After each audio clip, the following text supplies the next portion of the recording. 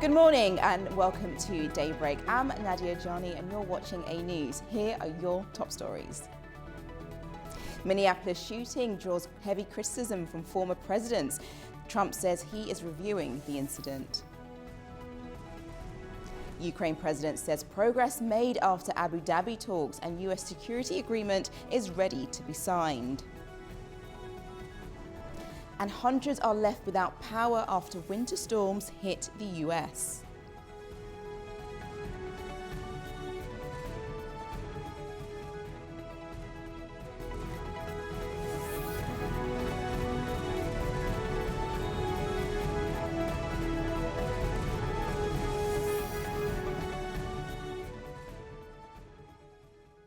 First this morning, tensions are escalating in the US city of Minneapolis after a US citizen was shot dead by a federal immigration agent, the second fatal incident of its kind this month.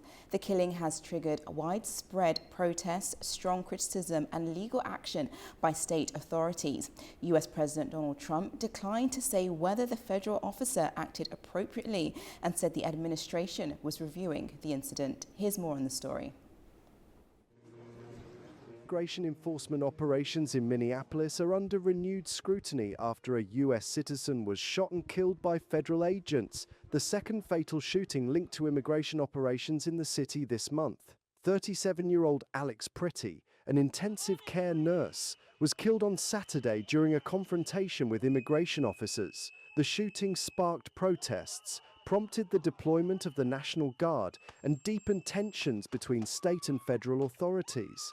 Minnesota, Governor Tim Walz accused the federal government of escalating violence and demanded the withdrawal of immigration agents. So now we've got two Minnesotans dead. We had time to start telling Renee's story of a poet and a mother and a bright spirit, and now we're telling Alex's story. So my question is, what's the plan, Donald Trump?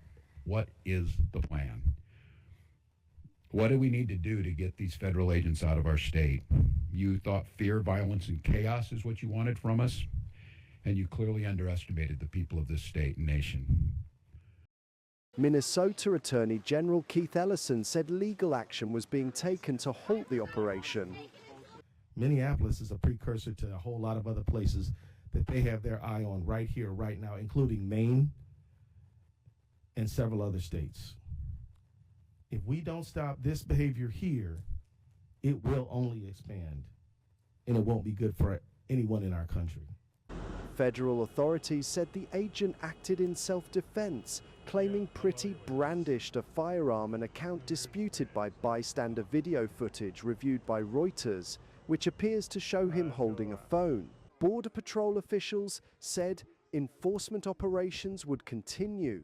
Our Title VIII immigration mission continues unabated here in Minneapolis, despite yesterday's tragedy that was preventable by folks making better choices, politicians, journalists, and would-be anarchists and rioters. Hundreds of protesters later gathered in Minneapolis despite sub-zero temperatures, with demonstrations also reported in other US cities. Pretty's death follows the fatal shooting of another Minnesota resident, Renee Good, earlier this month during federal immigration operations. I'm now going to take a look at the stories shaping the day across the globe, and we turn first to the A News website and the story that we just had, which was the National Guard activated in Minneapolis after federal agents kill second US citizen.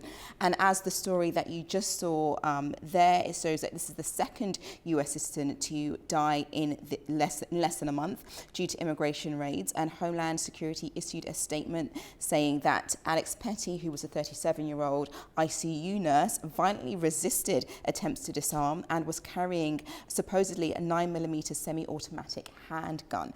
And with 2 magazines inside. So they're currently looking into it as the investigation continues, but they're saying that he was armed but possessed a valid license for it. Now, if you just move over to the BBC website, that story is also leading on there, and that talks about protesters gather in Minneapolis as governor calls on Trump to remove agents after shooting. So in our report, we had the governor talking there directly to Trump, saying, what will it take for those ICE agents to be removed from his state? The Trump administration has actually described Alex Petty as a domestic terrorist. But there's a number of people that have spoken out. Former President Barack Obama and his wife Michelle called the killing a heartbreaking tragedy and a wake-up call to every American, regardless of which party they stand for. Alongside this, also we had another previous Democratic president, which is Bill Clinton, who was also shocked by what he saw and said all of this is unacceptable and should have been avoided. He said that he condemned the killings and said horrible scenes of the immigration crackdown had been seen worldwide. This video here is just showing exactly what the ICE agents were doing with Alex Petty, saying that he was resisting, but apparently some people say he was actually holding his phone to record what was going on before his gun was taken off of him, and shots were later fired. And I believe around 10 shots were fired in this, but it's a top story, so it's something that as the investigation, the US administration continues to look further into it, we'll find out more of the detail.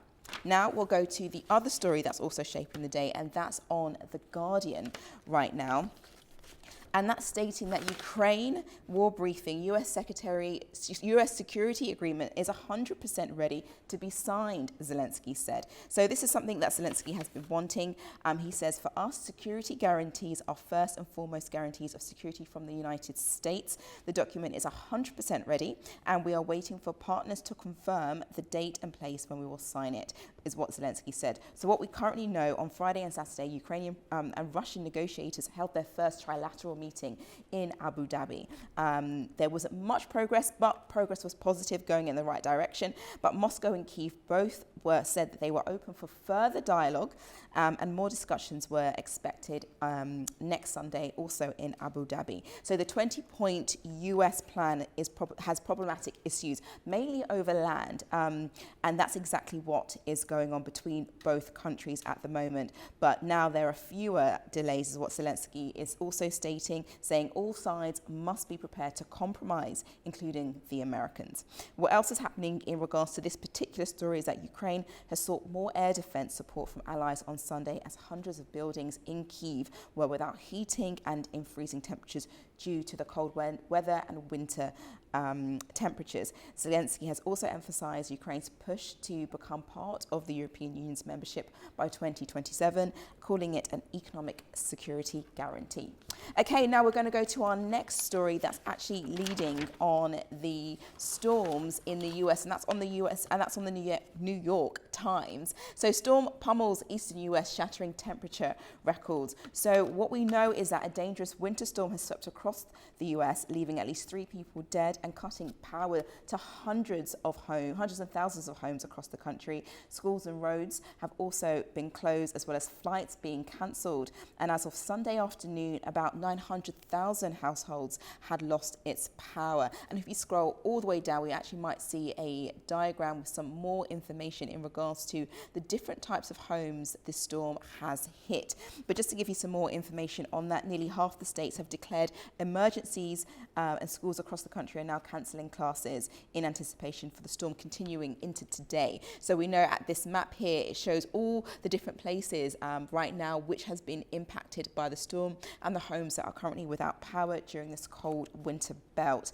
And also the US Senate has also scrapped a scheduled vote for Monday evening. So we know that this is actually quite severe. There are places that they're saying would never receive such plummeting temperatures, like Texas and Louisiana, where they are below the average seasonal average at the moment. And people are saying that this is certainly the coldest weather we've seen, the coldest winter storm we've seen in years. So that was from a New York Senate state governor has stated as well. And we understand that this particular storm or winter storm is coming from the polar vortex, a ring westerly winds that form around the Arctic every winter, containing a pool of very cold air has now swept into the US, and that's exactly what they're dealing with now. Okay, so now we're going to go to the next story, which is on Reuters, and that is they're leading with the death toll in the Philippines. So there was a particular boat accident in the Philippines where now it's 15 people have been killed, unfortunately, and 316 have been rescued. We know very little at the moment as it's just coming out. This happened on Monday morning, our time, their afternoon, their time. That's when the accident occurred. It was a passenger vessel and it was en route to Jolo in Sulu province after departing from Zamboanga. It was operating within its authorised passenger capacity of 352 and had 332 passengers on board and a 27 crew. So the investigation is underway as to what determined the cause of this accident. So we'll bring you more updates in the coming days as we know exactly what took place. Well, that's the press roundup for now. We're going to take a short break, but when I return, we'll discuss the rest of the global stories. Stay with us.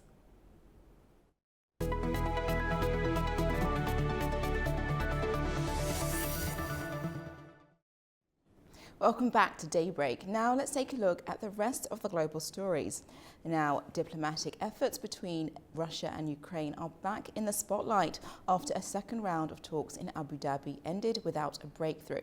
Moscow has flatly rejected further dialogue with the EU's foreign policy chief, Kaja Kallas. Meanwhile, Kyiv claims that a major security deal with the United States is now finalized and is simply waiting a signature. Here's more.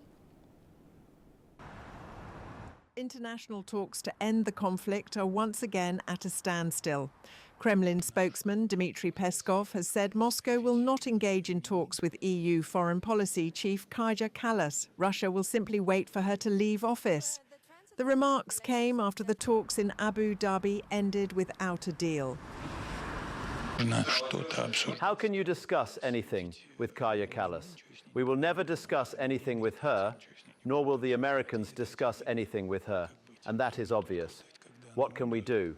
We just have to wait until she leaves, or given everything that is going on, EU's leadership, name anyone.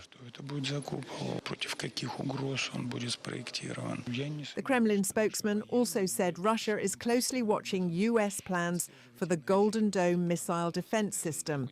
He emphasized the strategic importance of Greenland. Of course, it's a strategic location in terms of security. I don't want to speak on who can threaten Greenland, but it has a lot of importance regarding strategic stability and security. And on the other hand, Ukrainian President Volodymyr Zelensky said at a press conference in Vilnius that the US security guarantees for Ukraine are fully ready. Kyiv is now waiting for the date and location for the document to be signed. Zelensky said the document will go through ratification in both the US Congress and the Ukrainian Parliament, and he stressed that European security guarantees are also crucial. Technically, Ukraine will be ready in the first half of 2026 to open all clusters to negotiate EU membership. Will be fully technically ready for EU membership in 2027 in our view, and we want a specific date in our agreement on ending the war with Russia, so that all sides then adhere to these agreements, including the aggressor, who would sign a 20-point plan if such a moment comes, so that no one can block us again afterwards. The president also said he is demanding a specific date for the end of the war, that the aggressor must sign a 20-point plan, and that pressure through sanctions should continue. I hope America will not reduce pressure on Russia over this war for the sake of diplomacy. Europe must be resolute as well. To continue pressure, sanctions pressure on Russia, Russian tankers transporting oil, including through the Baltic Sea, must be stopped. It is worth noting that on January 23rd and 24th, Ukraine and Russia held their first trilateral talks in Abu Dhabi. The meeting, attended by US mediators, discussed Washington's framework for ending the war, but no agreement was reached.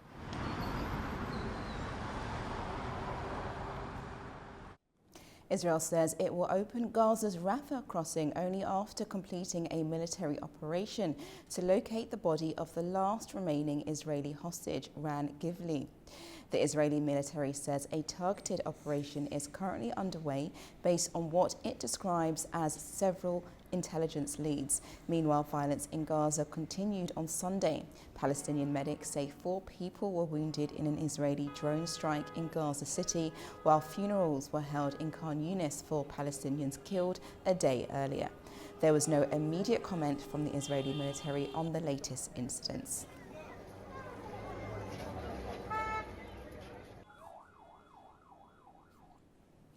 Senior Israeli officials have expressed growing frustration over US envoy Steve Witkoff's efforts to advance a diplomatic track within Iran. According to Israeli newspaper Hayom, Special Envoy Steve Witkoff presented US President Trump with a WhatsApp message from Iran's Foreign Minister Abbas Araghchi, along with a written assurance from President Masoud Pezeshkian urging him to delay a strike. Neither the White House nor Witkoff's office has publicly commented on the claims.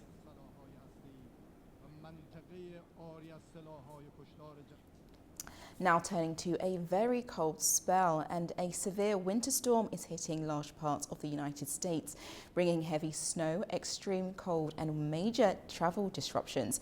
Emergency warnings are in place across several states, but the freezing conditions haven't stopped people from finding moments of joy or coming together to help those in need.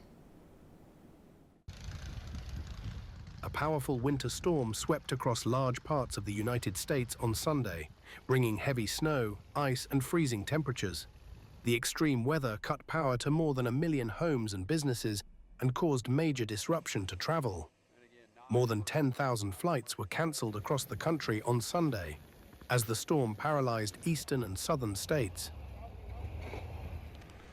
Despite the chaos, some moments of light relief emerged. In Washington, D.C., residents gathered at Meridian Hill Park for a spontaneous snowball fight, turning the heavy snowfall into a rare moment of community spirit. Locals said winter storms may be familiar, but the way people come together never loses its charm. Dangerous cold and hazardous travel are expected to last through Monday, with emergency declarations in over a dozen states. In New York, residents battled strong winds and near whiteout conditions. Mayor Zoran Mamdani ordered schools to close, with classes moving online on Monday and warming centers to open. Temperatures in other parts of New York State plunged to minus 34 degrees Celsius in Watertown and minus 49 in Copenhagen. Further south, families in North Carolina made the most of a rare snowfall, with children sledging through quiet, snow-covered streets. Local reports say it has been more than 10 years since the city last saw snow on this scale. The storm also blanketed Texas, Oklahoma, and Kansas. In Oklahoma City, frozen ponds, near empty streets, and widespread flight cancellations highlighted the impact as airport crews worked to de-ice aircraft. You can see there's guys in those buckets. In Tulsa, Oklahoma, one man has been going above and beyond to help. Ryan Duvall spent the weekend driving a 40-year-old fire engine through the city, picking up people exposed to the cold and taking them to warming shelters. I just saw a need for getting people out of the cold. The negative 20 temperatures really hit me hard, so I know someone staying outside, I wouldn't be able to survive it, so I'm just out here getting those folks off the street. Duval says he hopes his actions encourage others to help in any way they can. You know, just cruise the streets, see someone, offer a ride. If they take it, great. If not, I can at least warm them up in the truck and just get them a water, meal, something. And it's just giving back to a community like everybody should do. So, authorities across the region are urging people to stay indoors, check on neighbors, and seek shelter as the severe winter conditions continue. US President Donald Trump signed an executive order to withdraw the country from the United Nations World Health Organization. Now, following the move, experts warn of consequences for developing nations. Here's more. Following an executive order signed by US President Donald Trump on Tuesday to withdraw the United States from the World Health Organization, experts have warned the move could reshape global health cooperation. The US Department of Health and Human Services said the decision was taken due to the organization's alleged mishandling of the COVID-19 pandemic, an inability to reform, and political influence from member states. The United Nations has rejected those claims as untrue, warning that the move makes both the United States and the world less safe. Experts say the US withdrawal will have serious consequences for developing countries. The middle-income country, usually majority, they face the classic problem, nutrition, about stunting or poor nutrition, and also about the sanitation. And also the most big problem for middle-income country is about the communicable disease, TB, malaria, HIV, and etc. So in terms of health system strengthening, they need support. The World Health Organization was established to protect global health, with the United States as its largest donor, contributing around 20% of the agency's budget. That funding supports programs in more than 150 countries, many of them developing nations that rely on the organization for vaccines, laboratory support, and emergency responses. Washington has not paid its fees for 2024 and 2025, which has already resulted in significant job losses at the organization. Although World Health Organization lawyers say the US is obliged to pay an estimated $278 million, Washington has said it sees no reason to do so. As new health threats emerge each year, experts warn that developing countries may become increasingly unprepared. Staying on the US President Donald Trump, he has warned Canada that a trade deal with China could put the country at risk. He said he would impose a 100% tariff if such an agreement went ahead. The tensions come after Canadian Prime Minister Mark Carney praised China as a reliable partner and urged European leaders to seek investment there. On Friday, Trump also withdrew Canada's invitation to his Board of Peace initiative following Carney's comments at the World Economic Forum in Davos.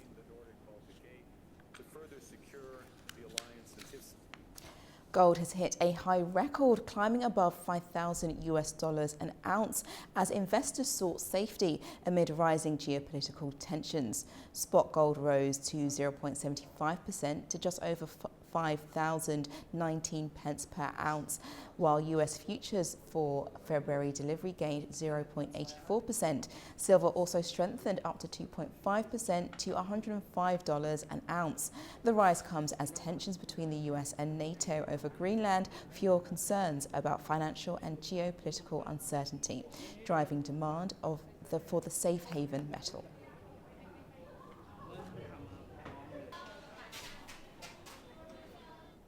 We're now going to take a break. When we return, I'll discuss the key regional headlines with a studio guest to help us unpack more. You don't want to miss it.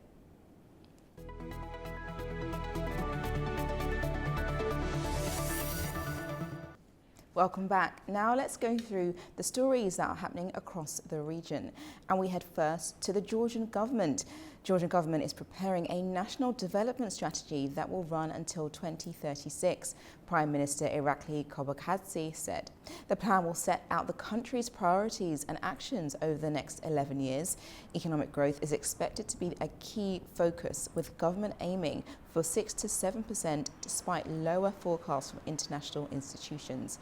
The strategy will also include major reforms in education and healthcare starting from 2026. Turkey has sent humanitarian aid to Syria's town of Ain al-Arab. On Sunday, the Turkish Disaster and Emergency Management Authority and the Turkish Red Crescent sent 11 aid trucks to help civilians affected by ongoing clashes. The delivery was organised in cooperation with the Syrian government and Aleppo Aid Coordination Centre. The convoy includes 5 trucks carrying 50 tons of flour, blankets, and 5 trucks transporting baby diapers and food supplies. At the 22nd Joint Economic Commission meeting, between Turkey and Libya, a memorandum of understanding was signed between the two sides in Tripoli. The meeting, chaired by Turkey's Energy Minister Alparslan Bayraktar, focused on boosting cooperation in the energy sector. Both countries agreed to expand and diversify trade in petroleum and petroleum products between their public companies. Bayraktar said Turkey will continue to support Libya's stability and prosperity while cooperating in its land and sea areas.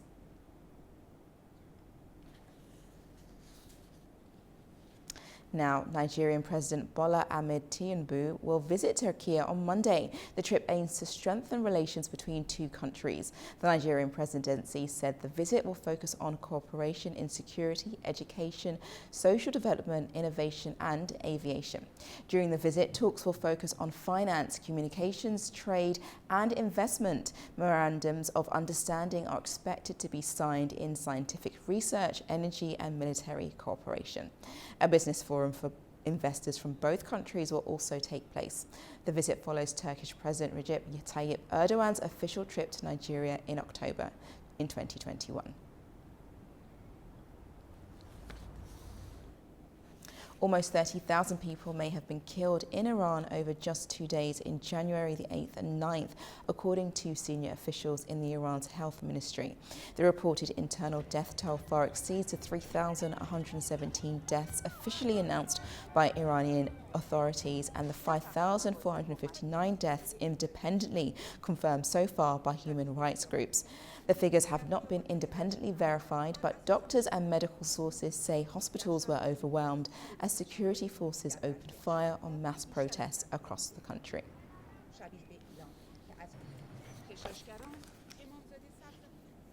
US President Donald Trump says Vice President J.D. Vance will visit Azerbaijan and Armenia in February as part of Washington's push to support regional peace. He announced the visit on his Truth Social account. Trump praised both leaders in both countries for maintaining a peace agreement signed last August. US leaders said that the trip will focus on expanding strategic ties, including nuclear cooperation with Armenia and defense and technology deals with Azerbaijan.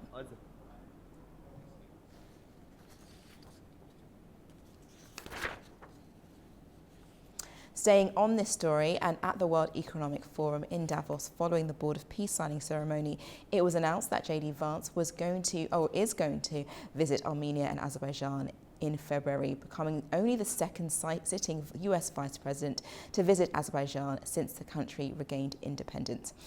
As mentioned in the social media post, Trump welcomed the August 2025 peace breakthrough, thanking both sides for upholding the August agreement and indicated that the upcoming visit would focus on deepening strategic ties between both countries. Joining me now in the studio is Associate Professor Orkan Valiev, Head of Department of Kazakh University. Welcome. Pleasure.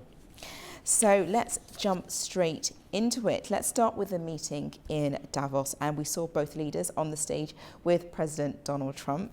And it was just basically to look at exactly, they're part of the Board of Peace, but their status is yet to be clarified as to what that looks like or what that is.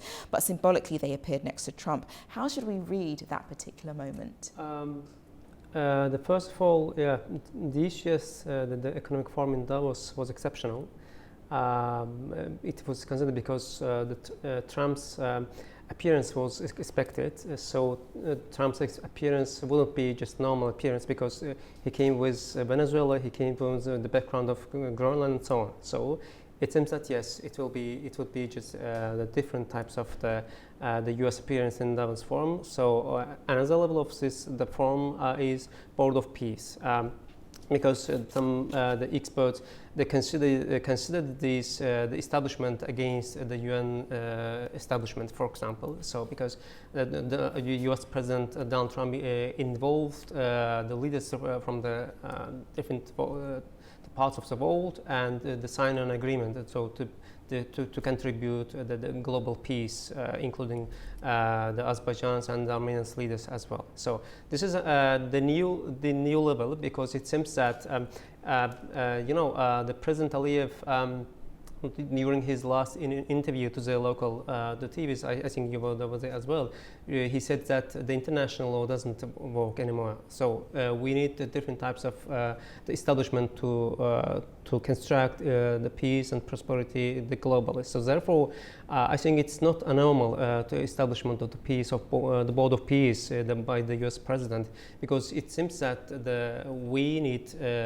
Let's say the U.S. leading role to establish the global peace under the Trump's administration that we did in terms of the Karabakh issue in last August, involvement of Azerbaijan president and Armenian prime minister. So therefore. The board of the peace was exceptional, but its great privilege was Azerbaijan started. Azerbaijan president was invited by the U.S. The president, and the president was there, so they contributed to the peace. So it is great for the Azerbaijani side. Yes, definitely. So no details have come out yet about J.D. Vance's visit to Azerbaijan and what that will entail. But what do you think are some of the outcomes that the visit will provide, and what do you think J.D. Vance is hoping to get out of those visits? First of all, it's just, the President Aliyev identified the U.S. The relations with the U.S. is just, we are here at the #1 capital, right? It's just how to say identification of the relations between two countries, so and Azerbaijan's consideration, right? So in that sense, this is a direct diplomatic relations, so it is quite enough strategic. So, and it is just since 2008, if I'm not mistaken, it would be another high level of the visit from the United States. So this is quite enough strategic the step for the future of the relation between two countries and also entire region. So this is the first, evaluation of the Vice President's visit. And second part is that he will come just to discuss not just the peace and also economic relation in terms of the Trump's road, the peace and prosperity. So that has been mentioned by Donald Trump on his social media. So therefore, and also Donald Trump mentioned these details briefly during the forum in Davos. So that we will sell the military equipment to Azerbaijan, and also they will have some nuclear deals with Armenia as well. So this is it means that yes, the U.S. relations will be based on not just the political issue and also economic parts that will contribute to strengthen relations, and so we will have the hope for the future of the relations between the U.S. and the regional countries in terms of Azerbaijan and Armenia. So therefore,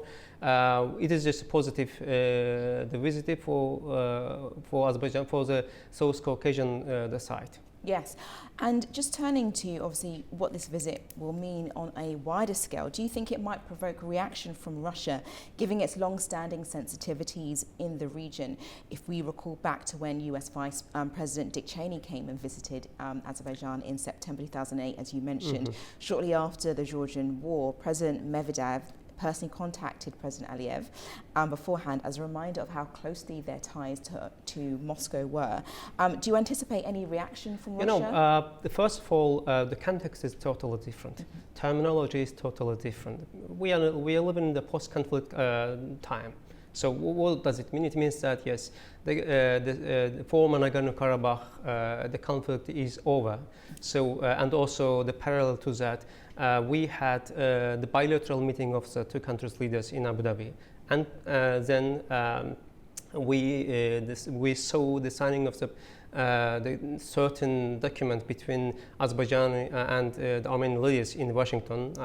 So therefore, and also Russia has the positive relations with the United States in terms of the Donald Trump's leadership. So therefore, I don't think that we will see the radical reaction from any kinds of any neighboring countries. So, for example, the Turkey's the foreign minister Hakan Fidan during his the annual the interview to the local and international journalists said that we will just stand with Azerbaijan in terms of the establishment of the corridor and also peace the peace process. So I don't think that we will have some radical reaction, because the former 2008 visit was in terms of different context, different terminology, but we are in the different process. Because, for example, after the establishment of the Board of Peace, so we won't see any radical reaction from neighboring countries. Okay, well, that's also very good to know.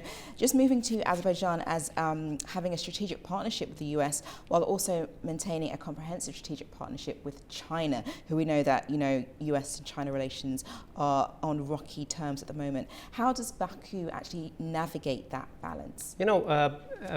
Azerbaijan did this, the foreign policy through the foreign policy balance.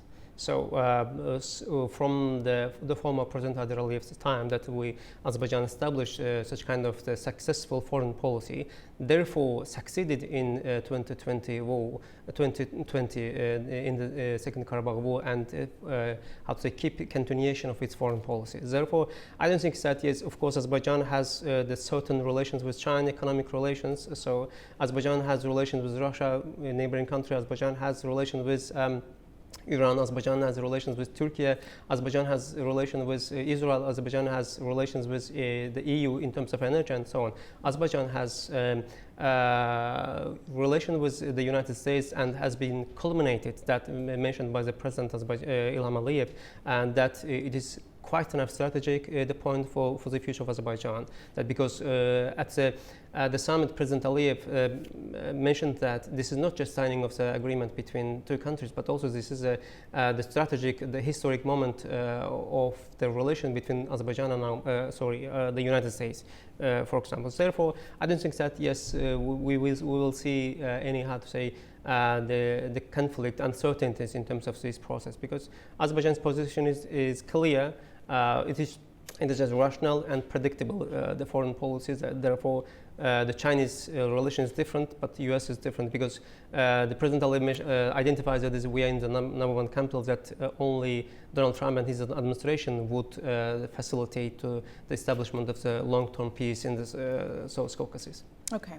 With Uzbekistan and Kazakhstan also now increasingly involved in overlapping their diplomatic and economic formats, what does deeper US engagement in Azerbaijan and the South Caucasus mean for the Central Plus Asian +1 team, or the Central Asia 6, as an emerging strategic space? Yeah, Central Asia has a strategic location with its over 80 million population, and also natural and demographic resources. So in that sense, the Kazakhstan and Uzbekistan with the natural resources, so rising demographic, the contribution and so on, will play a key role in terms of the relations with the United States and the Central Asia. So Azerbaijan has also the strategic relations with both countries from the early period of the independence from the former President Haider Aliyev, and has been strengthened by the visits of the leaders over the last 5 years. So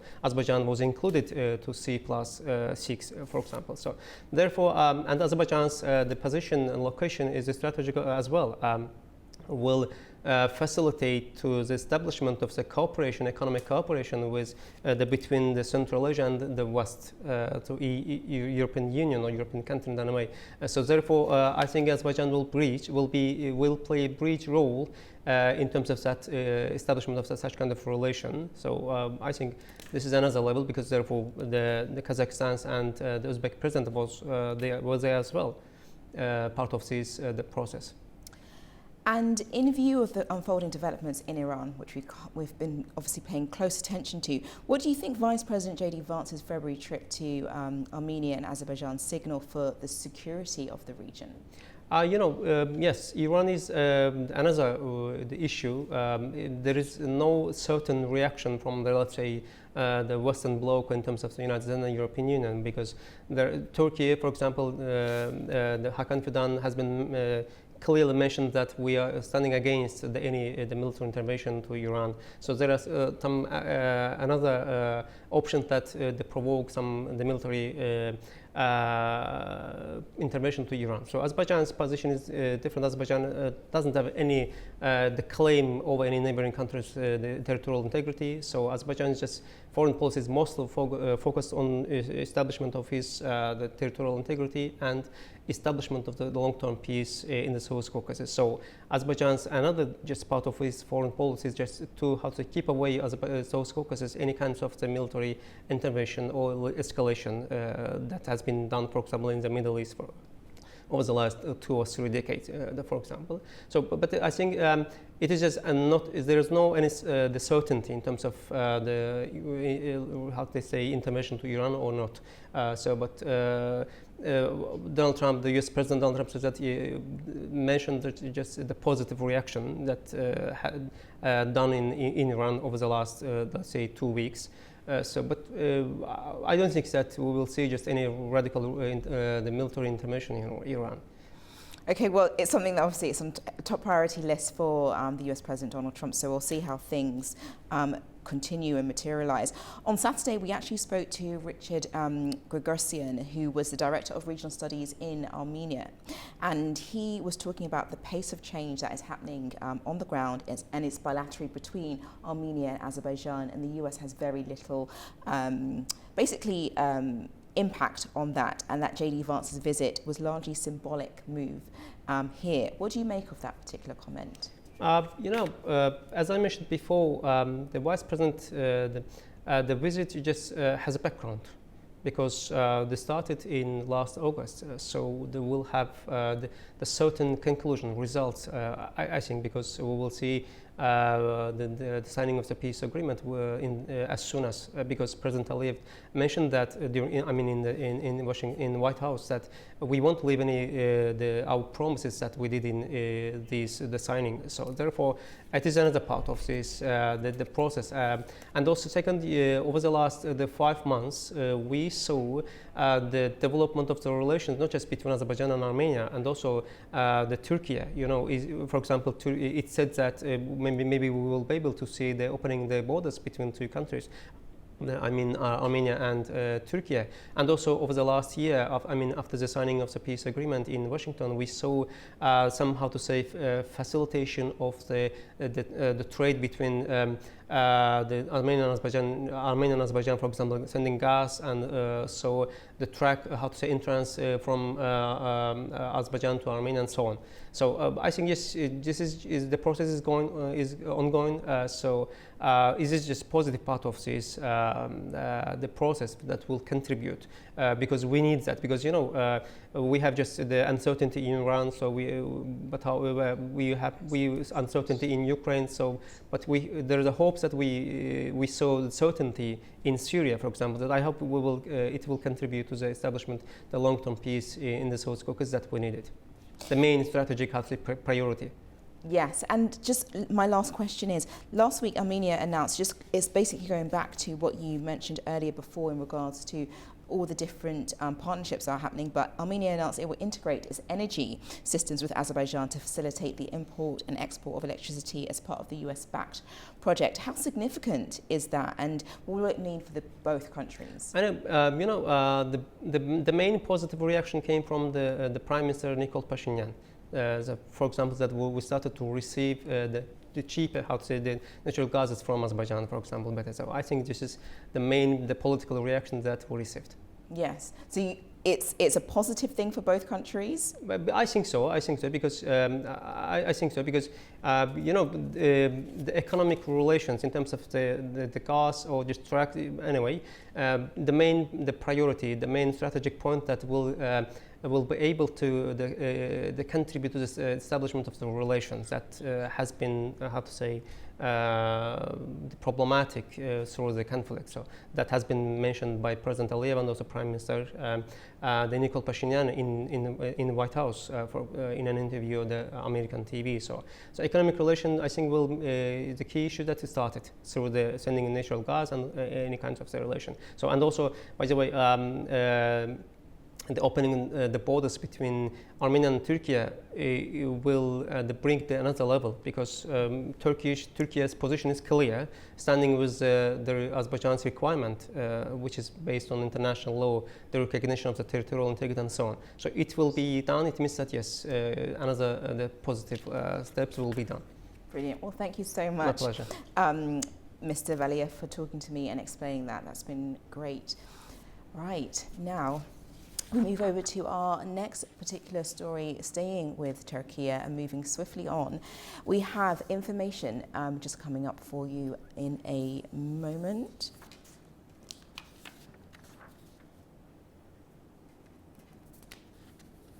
Turkey's top winter tourism destinations are experiencing an unprecedented surge in visitors this season as the mid-year school year breaks, driving record crowds to the country's ski resorts. From central Anatolia to the Black Sea region, slopes are packed, hotels are near full capacity, and lift lines stretch to the summits. Here's some more information on that.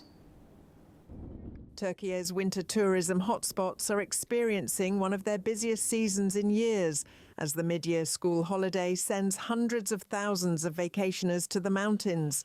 One of the standout destinations this winter is Erciyes Ski Resort in central Turkey's Kayseri province. Just during the first weekend of the semester break, around 250,000 visitors flocked to the resort. Set on the slopes of Mount Erciyes, the resort features 112 kilometres of ski runs across 41 pistes served by 19 modern lift systems. Easy access, high-quality infrastructure and its close connection to Cappadocia have made Erciyes a major draw for both local and international tourists.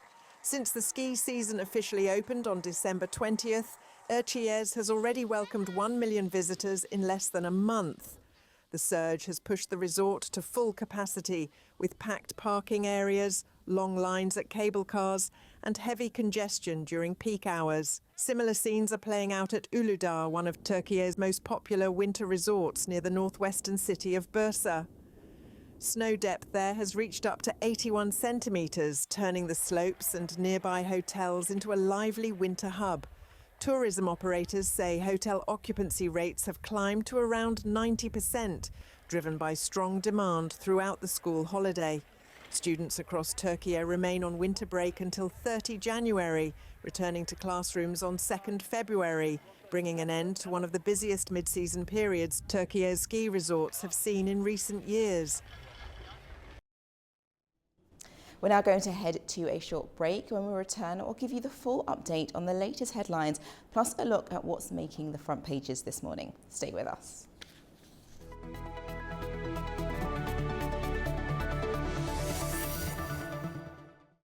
Good morning and welcome back. You are watching Daybreak with me, Nadia Jani. Now let's take a look at today's top stories. Minneapolis shooting draws heavy criticism from former presidents. Trump says he is reviewing the incident. Ukraine president says progress made after Abu Dhabi talks and US security agreement is ready to be signed. And hundreds are left without power after winter storms hit the US.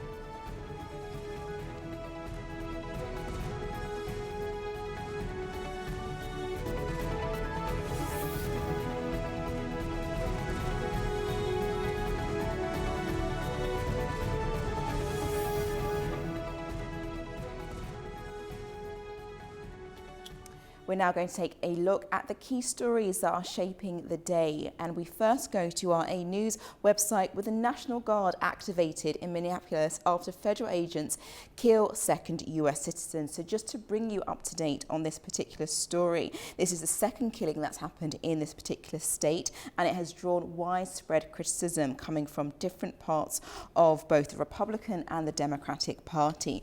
Now, the Homeland Security has issued a statement saying that the man who was shot was age 37. His name was Alex Petty, and he violently resisted attempts to disarm. Apparently, it said that he was holding onto a 9mm semi-automatic handgun and with 2 magazines inside. He was also an ICU nurse, and there have been widespread protests in regards to this. The former president, has actually stated, Barack Obama and his wife, saying that the killing is a heartbreak tragedy, and it should show as a wake-up call to every American, regardless of party, that many of our core values as a nation are increasingly under assault. Now, if we go to the next website, which is BBC, and it's also leading on this particular story, saying protesters the Wall Street Journal, Trump says administration is reviewing everything about the Minneapolis shooting as well, because the details are coming out swiftly in relation to this. But another former Democratic president, Bill Clinton, followed with a statement also condemning the killing of Alex Pretty, saying that it is a horrible scene of the immigration crackdown. And this particular video shows some of the information of some of the ICE agents as well. Bill Clinton says, all this is unacceptable and should have been avoided. Clinton said, to make matters even worse, at every turn, people in charge have lied to us, told us not to believe what we've seen with our own eyes. So this is a story that is leading on many news websites, and it's a story that we will continue to follow as more information comes out. Okay, now we'll go to our next story, which is on The Guardian, and it's Ukraine war briefing. US security agreement is 100% ready to be signed, says Zelensky.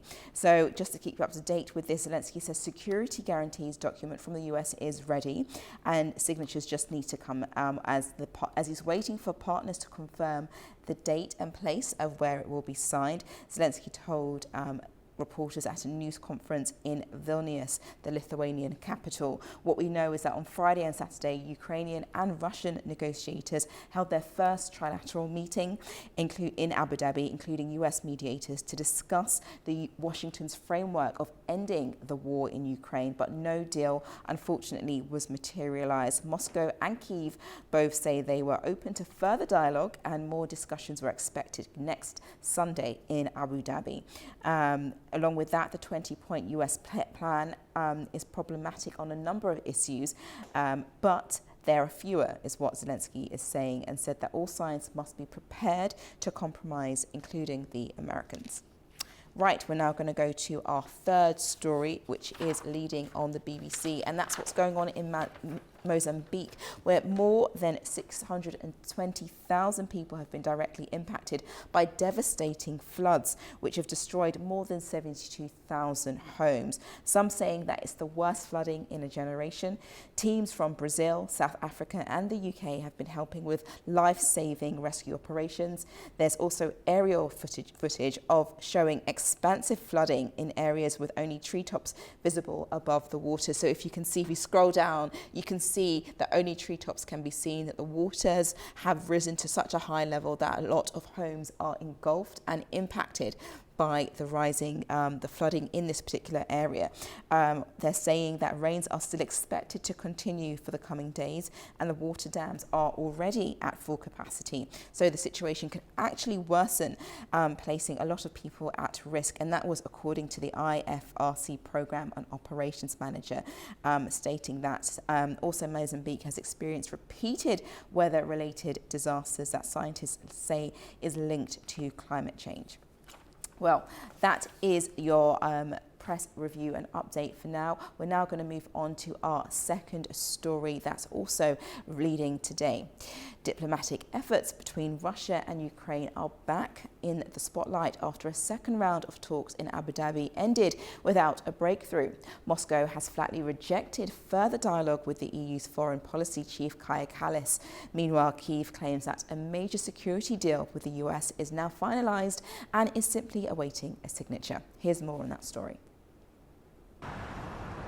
International talks to end the conflict are once again at a standstill. Kremlin spokesman Dmitry Peskov has said Moscow will not engage in talks with EU foreign policy chief Kaja Kallas. Russia will simply wait for her to leave office. The remarks came after the talks in Abu Dhabi ended without a deal.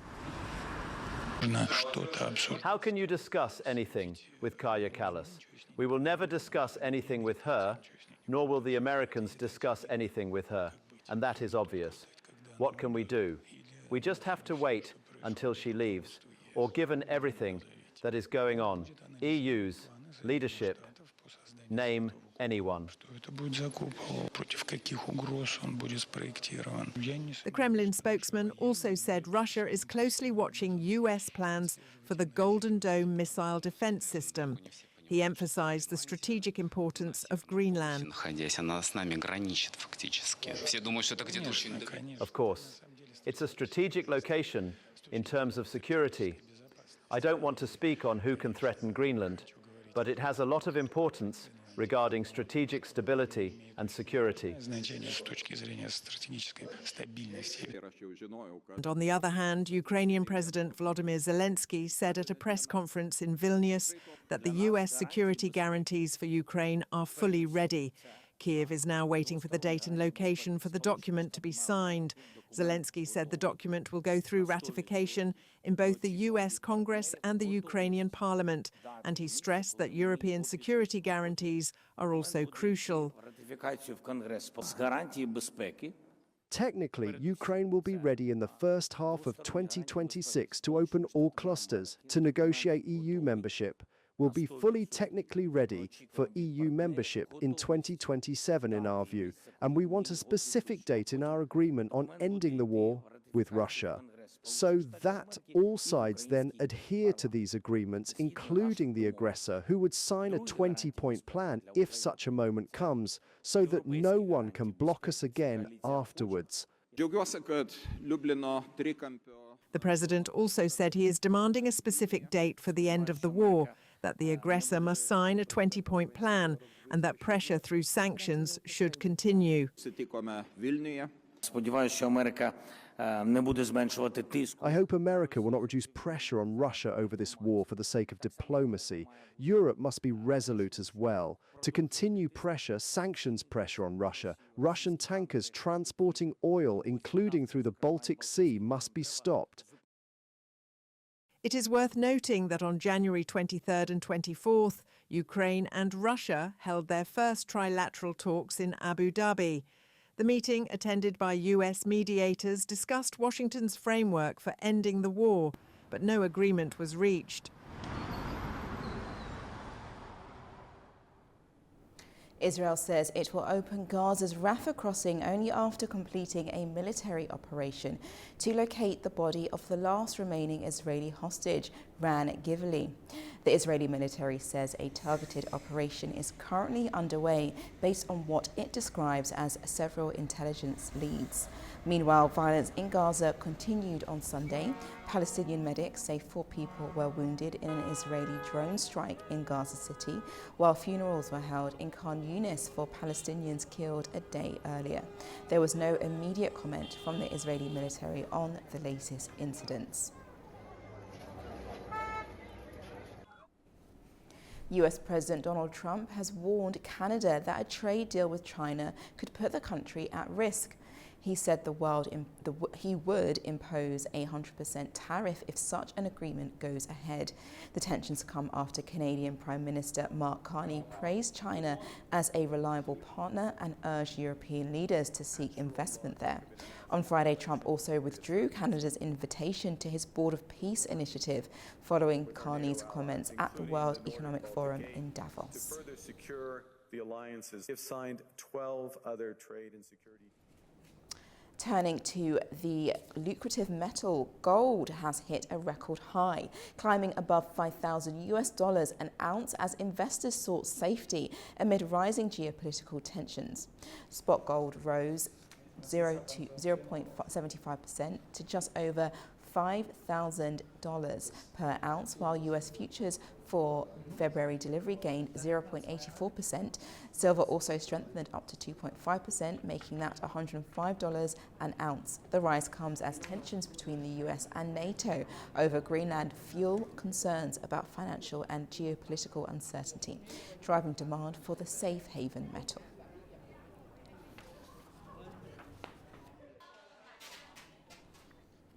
Now, turning to a cold spell. A severe winter storm is hitting large parts of the United States, bringing heavy snow, extreme cold, and major travel disruption. Emergency warnings are in place across several states, but the freezing conditions haven't stopped people from finding moments of joy or coming together to help those in need. powerful winter storm swept across large parts of the United States on Sunday, bringing heavy snow, ice, and freezing temperatures. The extreme weather cut power to more than 1 million homes and businesses and caused major disruption to travel. More than 10,000 flights were cancelled across the country on Sunday, as the storm paralyzed eastern and southern states. Despite the chaos, some moments of light relief emerged. In Washington, D.C., residents gathered at Meridian Hill Park for a spontaneous snowball fight, turning the heavy snowfall into a rare moment of community spirit. Locals said winter storms may be familiar, but the way people come together never loses its charm. Dangerous cold and hazardous travel are expected to last through Monday, with emergency declarations in over a dozen states. In New York, residents battled strong winds and near whiteout conditions. Mayor Zoran Mamdani ordered schools to close, with classes moving online on Monday and warming centers to open. Temperatures in other parts of New York State plunged to minus 34 degrees Celsius in Watertown and minus 49 in Copenhagen. Further south, families in North Carolina made the most of a rare snowfall, with children sledging through quiet, snow-covered streets. Local reports say it has been more than 10 years since the city last saw snow on this scale. The storm also blanketed Texas, Oklahoma, and Kansas.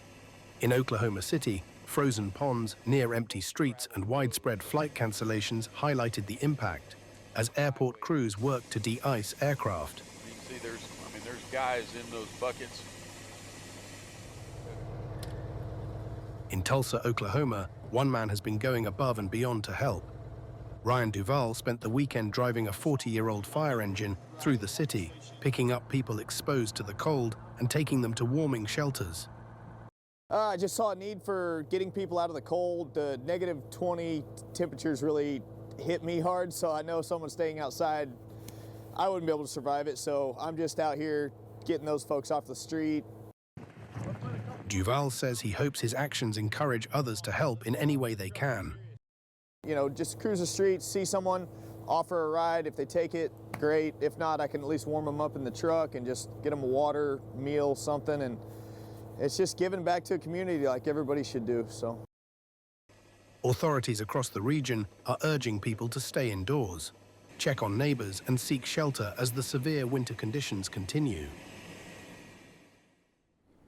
US President Donald Trump says Vice President J.D. Vance will visit Azerbaijan and Armenia in February as part of Washington's push to support regional peace. He announced the visit on his Truth Social account. Trump praised leaders in both countries for maintaining a peace agreement signed last August. US leaders said the trip will focus on the expanding strategic ties, including nuclear cooperation with Armenia and defense and technology deals with Azerbaijan.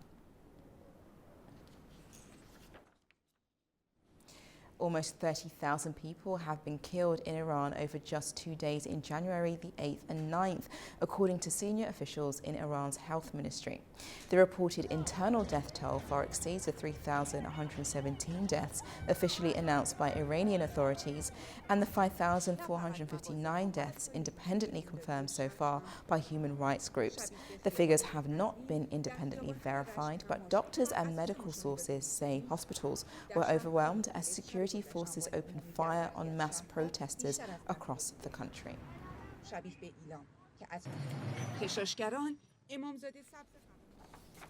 Turkey has sent humanitarian aid to Syria's town of Ain al-Arab on Sunday. The Turkish Disaster and Emergency Management Authority and the Turkish Red Crescent sent 11 aid trucks to help civilians affected by ongoing clashes.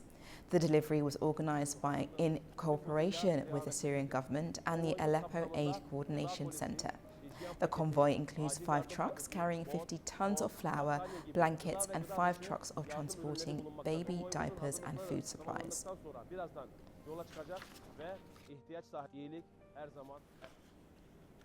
The Nigerian President Bola Ahmed Tinubu will visit Turkey on Monday. The trip aims to strengthen relations between the two countries. The Nigerian presidency said the visit will focus on cooperation in security, education, social development, innovation and aviation.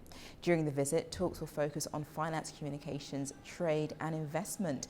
Memorandums of understanding are expected to be signed in scientific research, energy and military cooperation. A business forum for investors from both countries will also take place. The visit follows Turkish President Recep Tayyip Erdogan's official trip to Nigeria in October 2021. We'll take a short break. When we return, we'll bring you the top sports stories from the weekend. Stay with us.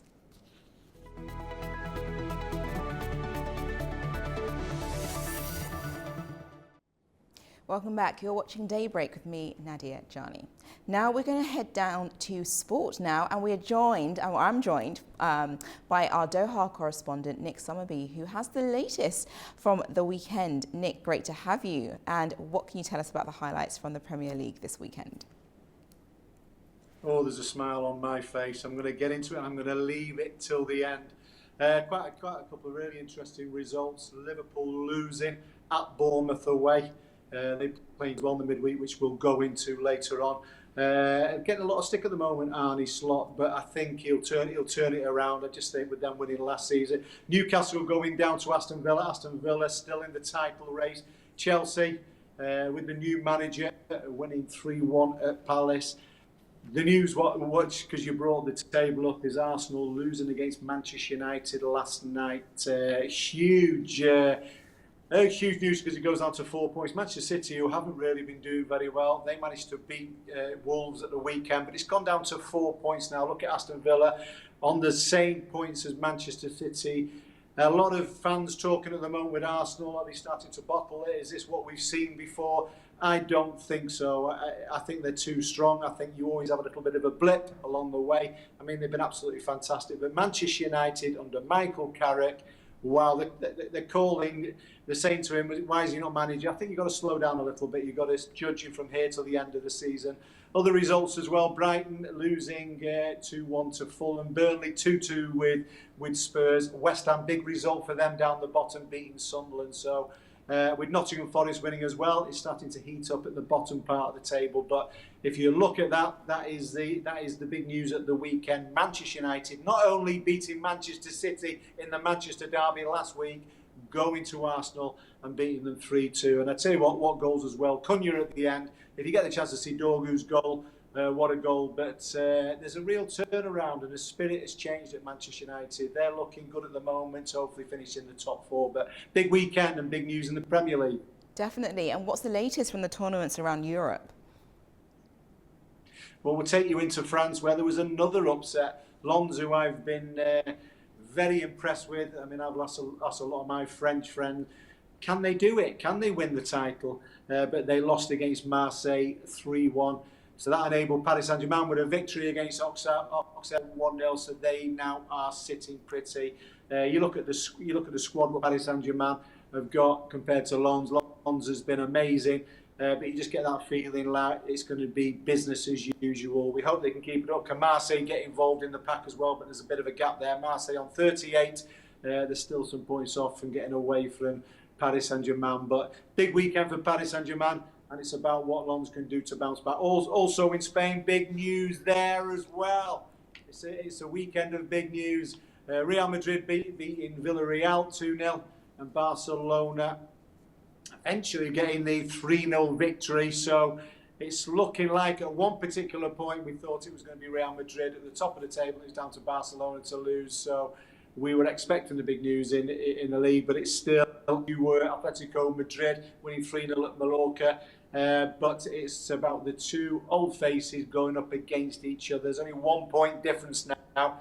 I think it was 4 or 5 points at a certain point. But Real Madrid, under the new manager, all of a sudden looking good for it. So I think that's it. You've got to keep your eye on that with Champions League games coming quick and fast. Can Real Madrid really put the pressure on Barcelona? Going into Germany, big surprise there, huge surprise. How many times have I been on this show? It's all about Bayern Munich. Undefeated, only lost one game in the Champions League against Arsenal. They lose against Augsburg 2-1, and it was all about what Dortmund could do. Dortmund beat Union Berlin 3-0. So it's still a distance. It's still comfortable with Bayern Munich. I don't see Dortmund really catching them.